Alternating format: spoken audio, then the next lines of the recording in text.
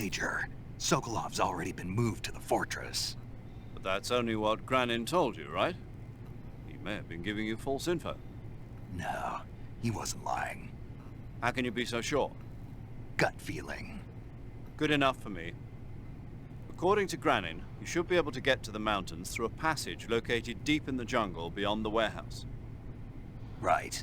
Then if I climb the mountains, there'll be an underground tunnel leading to Groznygrad near the summit. Start out by going back to the warehouse. Use the key you got from Granin to open the door and proceed into the jungle. You remember where the door is, don't you? It's directly north of the door you went in when you came from the aqueduct.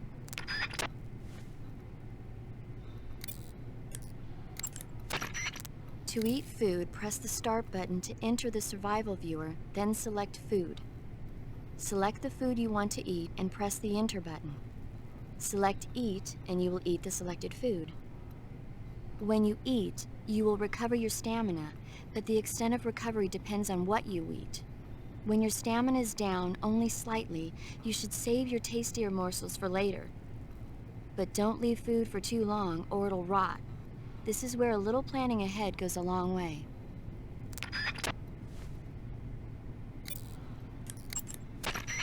Sigint, Granin said something about putting legs on a tank. Do you know what he was talking about? If you ask me, it's gotta be a joke. Not only is making a tank walk on two legs a technical nightmare, but there's no point in making a walking tank to begin with. Putting legs on a tank would raise its clearance, increasing its frontal projection area. It'd also be less stable. Suppose the legs help the tank travel on bad roads. I don't see the logic in that. Isn't that what treads are for? I mean, anybody who'd seriously consider making a thing like that has got to be a wacko. Come to think of it, there was a guy in the States who wrote a paper on that subject. What was his name? Emerson? Heinrich? Something like that. I don't really remember. Of course, no one took that seriously.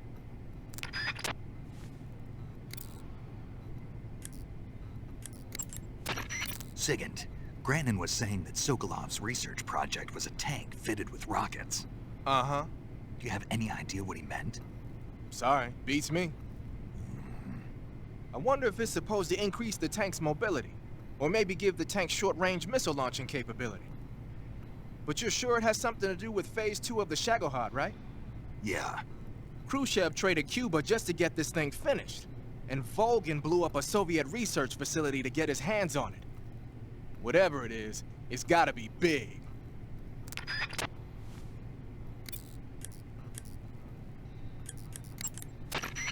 Sigint, do you know anything about that philosopher's legacy Granin was talking about? Not a clue. Never even heard of something like that until now. Right. One thing's for sure, though. Volgin's got a huge amount of money stashed away somewhere. Philosopher's legacy, huh? Maybe it is real. That Order of Lenin that Granin was talking about is the most prestigious award in the Soviet Union. It's given to individuals, organizations, and cities for outstanding achievements in warfare, science, industry, the arts, and various other fields. You could say it's the highest honor the East has to give. You say Granin was involved in the development of the SS-1C.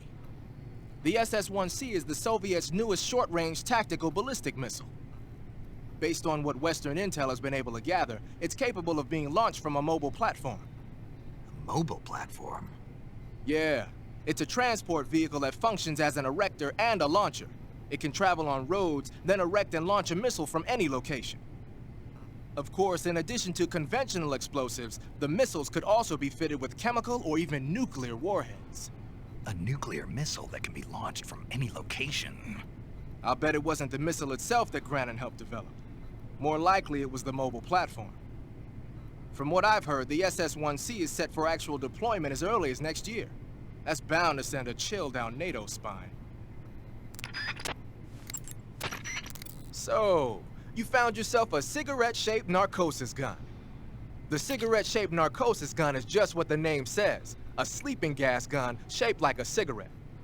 It must be a test model that Granin's lab is working on for KGB spies.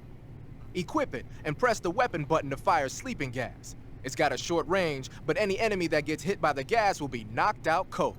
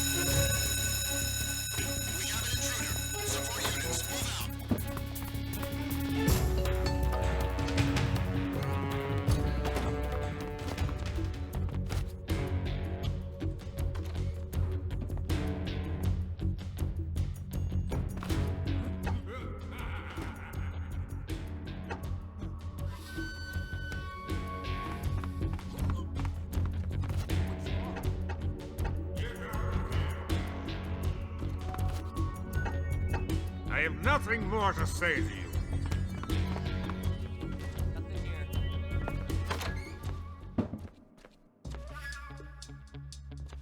What's wrong?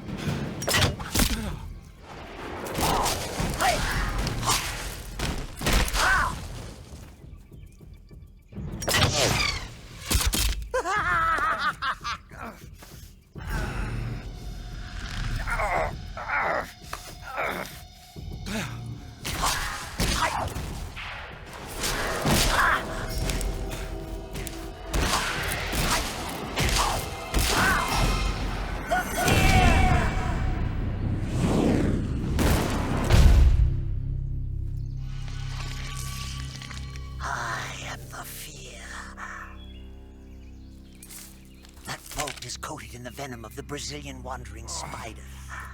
Soon, a most exquisite pain will engulf your entire body.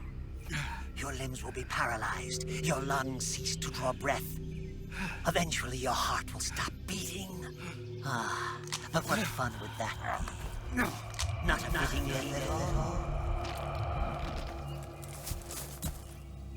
The boss's apprentice. I will give you fear such as you've never experienced before. Come into my web. It is time for you to feel the fear.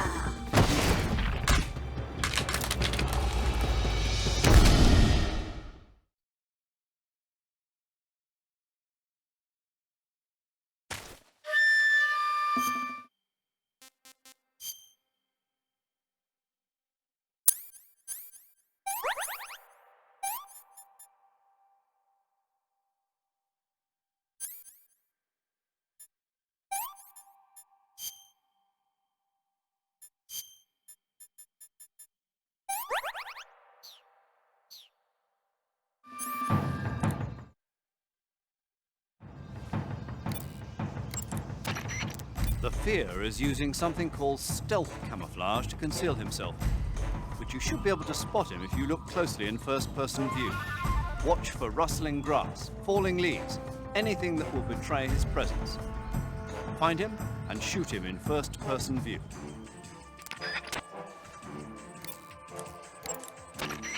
The fear coats his poison bullets with venom from the Brazilian wandering spider. The Brazilian wandering spider is said to have the deadliest venom of any spider in the world. It's a potent neurotoxin, so if you get hit by one of the fear's poison bolts, go to Cure in the survival viewer and inject yourself with serum immediately before it kills you.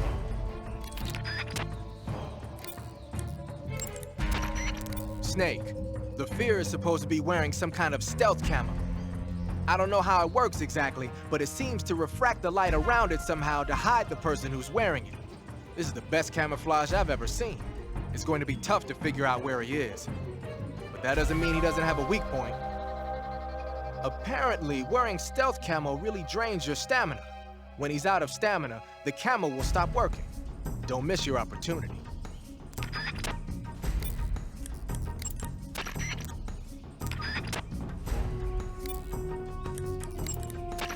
Snake, watch out for the fear's poison bolts. If you're hit with a poison bolt, the poison will enter your bloodstream. Unless you neutralize it with serum, your life will just keep diminishing. If you're hit by a poison bolt, go into the survival viewer immediately and use Cure to give yourself a serum injection. You can get serum by capturing the rabbits that live in that area. After you neutralize the poison with the serum, don't forget to treat the wound itself, too. To treat a bolt wound, you'll need your knife, a styptic, and a disinfectant. Use your knife to dig out the bolt, and then apply styptic and disinfectant to the wound. Follow those steps and the wound should heal right up. The rabbits in that area have antibodies that protect them against the venom of the Brazilian wandering spider. They probably built up an immunity from the fear using them to test his poison bolts. Catching one of those rabbits will give you some serum. If you run out of serum, go catch a rabbit. Just because he's wearing stealth camo doesn't mean he's not there. You can still figure out his location by using your sensors. Make use of your motion detector and active sonar. The thermal goggles should help you out too.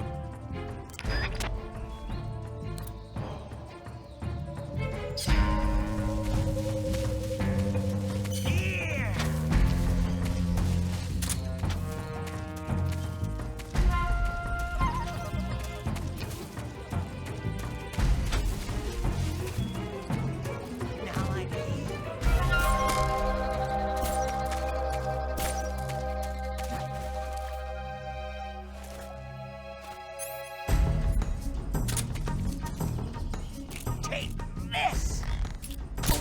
Yeah!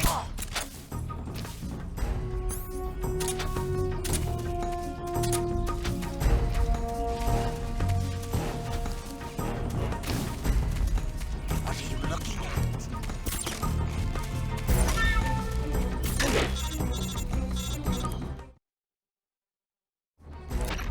Snake, you've been caught in a snare trap? You're going to get yourself shot if you stay up there. Use the action button to cut the rope and escape from the trap. Hurry before he finds you.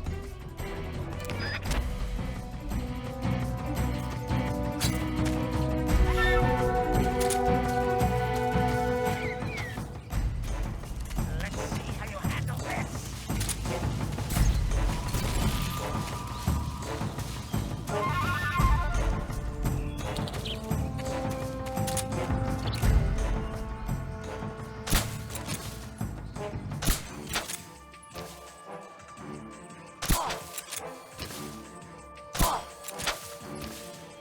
Can you see me? Yeah!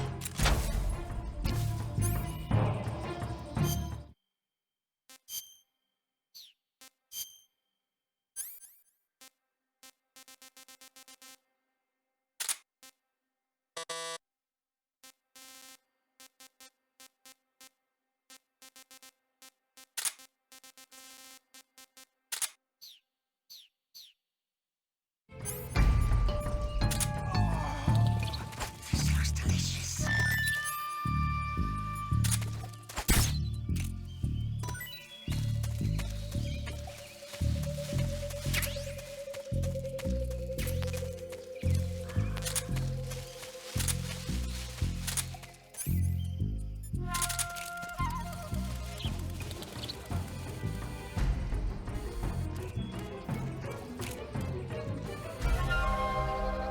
Yeah!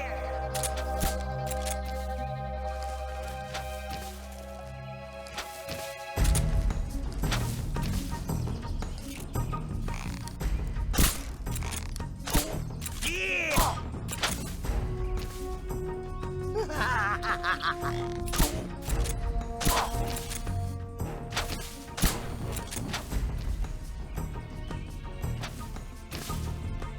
Here comes it.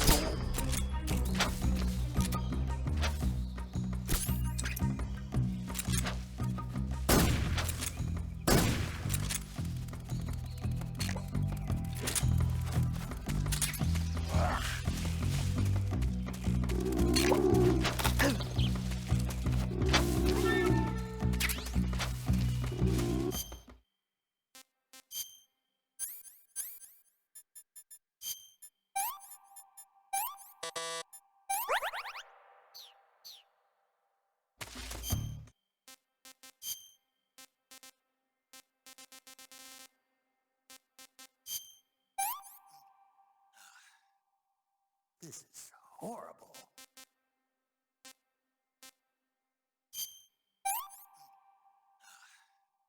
I'm gonna puke.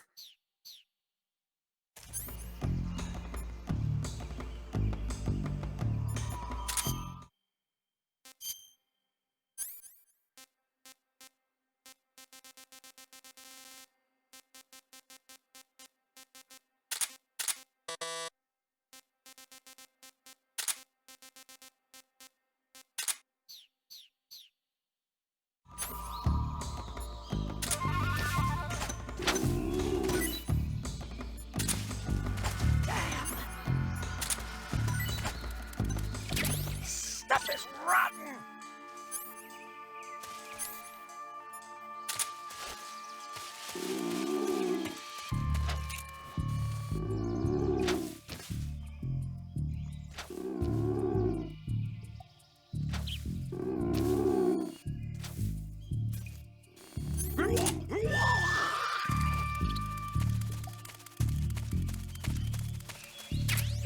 stuff is rotten!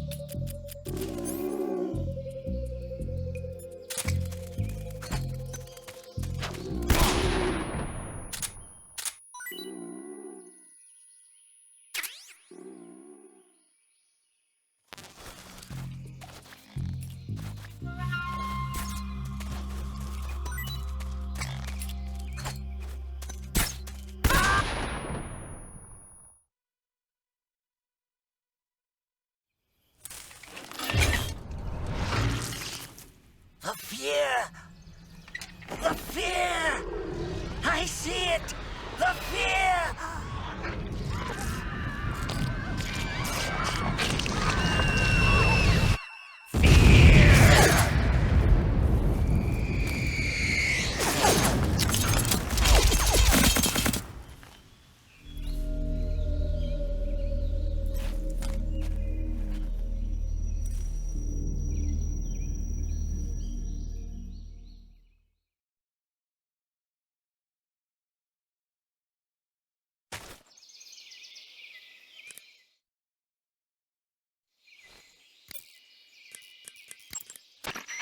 Saving the game, Snake?